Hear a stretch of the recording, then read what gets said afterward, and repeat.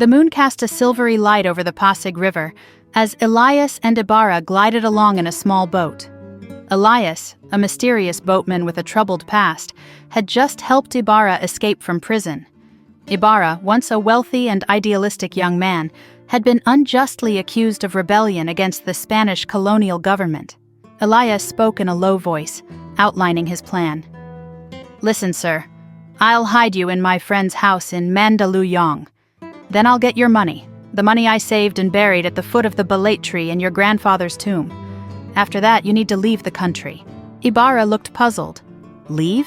You mean go abroad?" Elias nodded. "Yes. It's the best way to live out your days in peace. You have friends in Spain, you're rich, and you can get a pardon. A foreign country would be a better home for us than our own right now." Ibarra fell silent, lost in thought. As they crossed the Pasig River, a shrill whistle pierced the air. A horseman galloped over the bridge of Spain, likely a guard on patrol. Suddenly feeling a wave of gratitude, Ibarra turned to Elias. "You've saved my life twice now, and you've suffered because of my family. Come with me. We can live like brothers in a new country. You're miserable here too." Elias shook his head sadly. "It's impossible. It's true that I can't find love or happiness in our country, but I can suffer and die for it. That's something, at least. I want to share in the misfortunes of our people, to weep with them over our sorrows." "Then why are you telling me to leave?" Ibarra asked, confused. "Because you could be happy somewhere else and I couldn't," Elias explained. "You're not made for suffering. If you stay and see yourself ruined for our country's cause, you might end up hating it. And hating your homeland is the greatest misfortune of all." Ibarra's eyes flashed with anger. "That's not fair!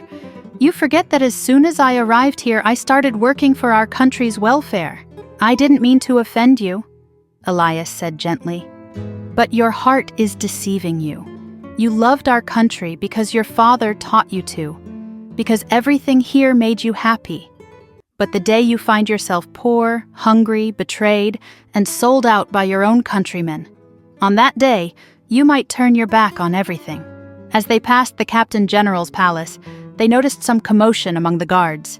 "Quick!" Elias whispered. "Lie down so I can cover you with grass. We're approaching the powder magazine, and it might look suspicious if there are two of us."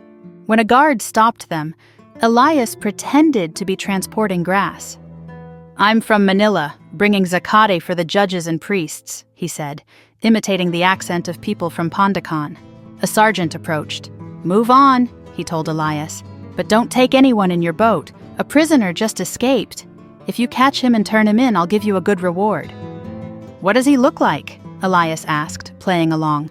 "He's wearing a sack coat and speaks Spanish. Keep an eye out." As they moved away, Elias looked back at the silhouette of the guard on the riverbank. "We've lost some time," he murmured. "We'll have to go into the Beata River to make it look like I'm coming from Peña Francia." As they traveled, Ibarra's thoughts turned to rebellion. "I've made up my mind," he said firmly. "I'm going to fight back. They've taken everything from me, my freedom, my future, even my fiancé. I can't let them get away with this injustice." Elias listened with concern. "Think carefully about what you're planning," he cautioned. "You have money and brains, so you'll easily find people to join you.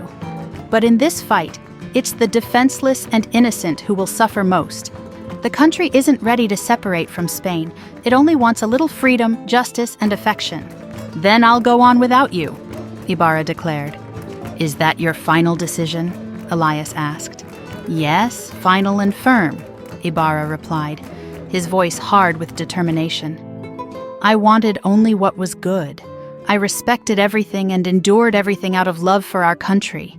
And how did they repay me? By throwing me in prison and taking away the woman I love? No, to do nothing would be cowardly." As dawn broke over the lake, they spotted a police boat approaching. Elias tried to change course, but another boat appeared from the river, trapping them. "We're caught," Elias said, turning pale. He looked at Ibarra. "Do you know how to handle a boat?" When Ibarra nodded, Elias made a quick decision. "I'm going to jump into the water to throw them off your trail. They'll chase me, and you can escape." "No!" Ibarra protested. "Stay here. We'll fight them together." Elias shook his head. "That would be useless. We don't have weapons, and they could easily shoot us down." Just then, a bullet whizzed past them, hitting the water with a hiss. Elias quickly removed his shirt. "We'll meet on Christmas Eve at your grandfather's tomb," he said.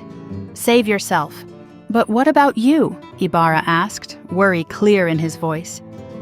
Elias managed a small smile. "God has carried me safely through greater dangers." With that, Elias dove into the water, pushing the boat away as he did.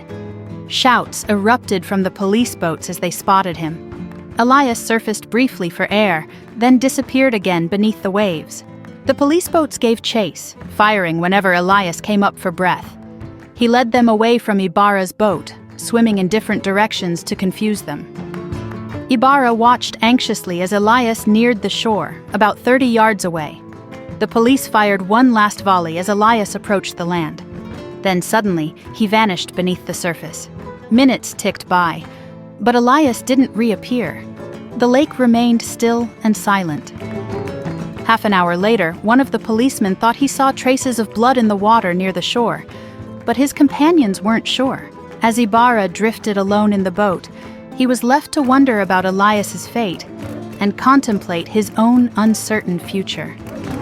The sacrifice of his friend weighed heavily on his heart, strengthening his resolve to fight against the injustices that plagued their beloved country.